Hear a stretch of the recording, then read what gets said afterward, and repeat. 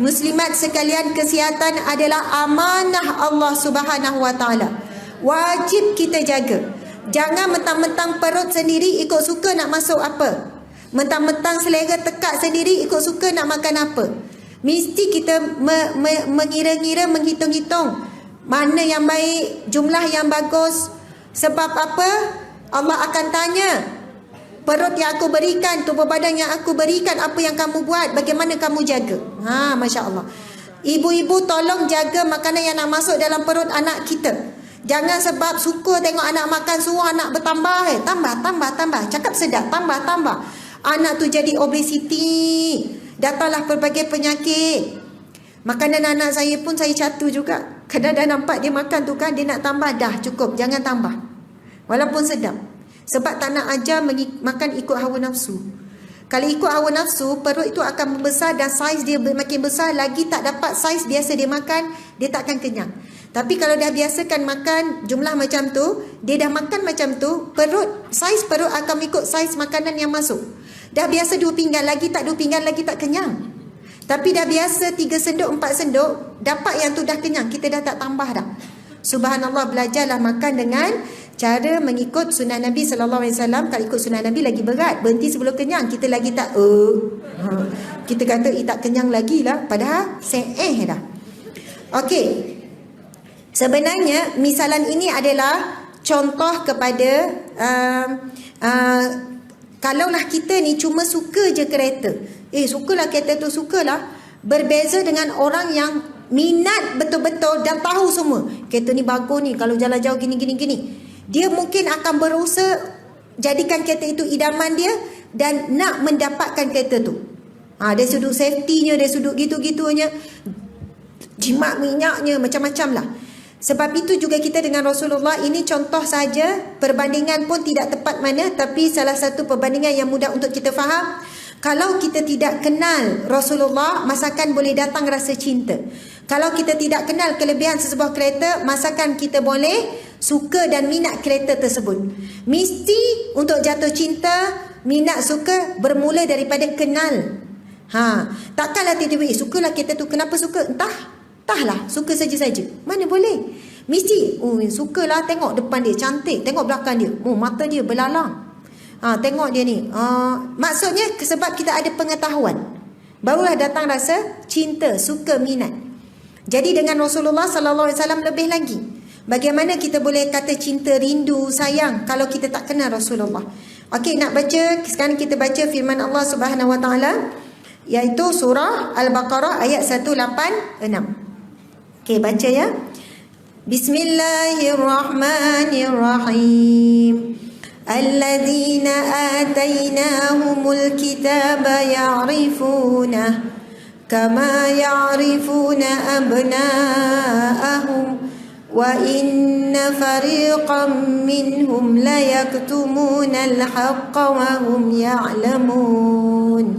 Sadaqallahul azim. Yang bermaksud orang Yahudi dan Nasrani yang kami berikan kitab itu mengetahui serta mengenalinya, yakni Nabi Muhammad dan kebenarannya, sebagaimana mereka mengenali anak-anak mereka sendiri, dan sesungguhnya sebahagian daripada mereka berusaha menyembunyikan kebenaran itu, sedang mereka mengetahui salahnya perbuatan yang demikian. Surah Al-Baqarah ayat 146.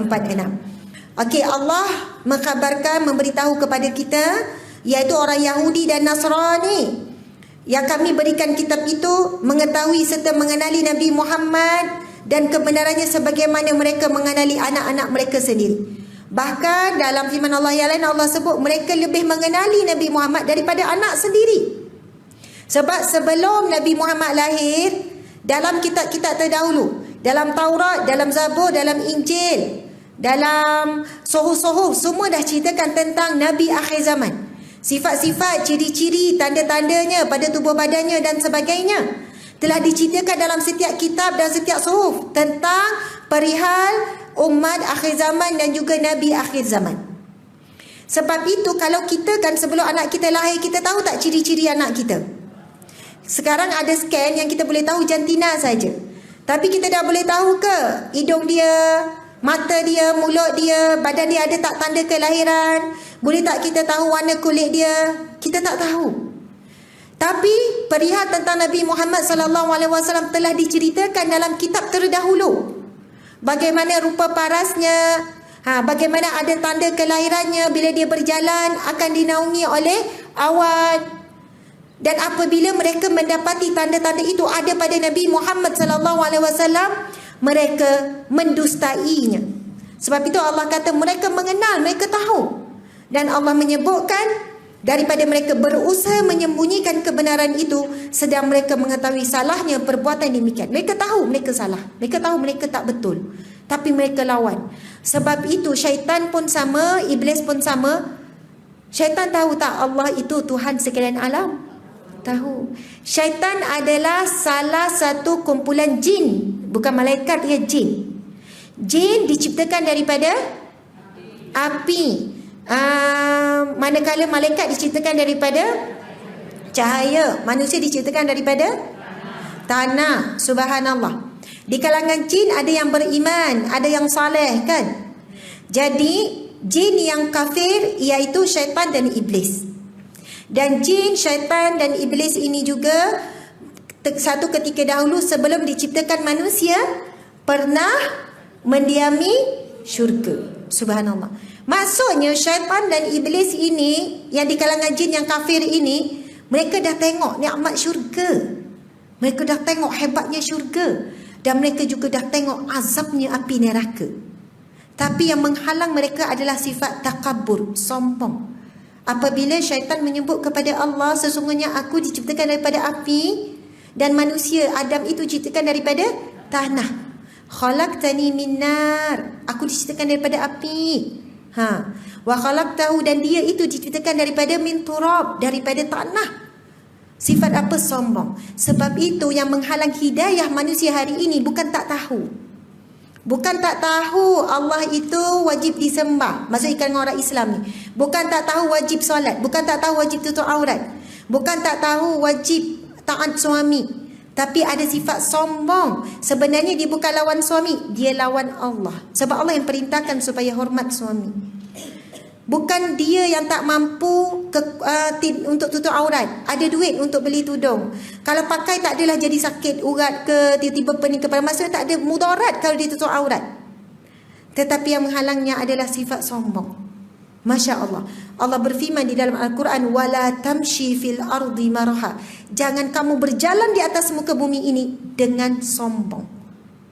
Sebab itu Nabi sallallahu alaihi wasallam bersabda, tidak akan masuk syurga orang yang ada sebesar biji zarah sombong.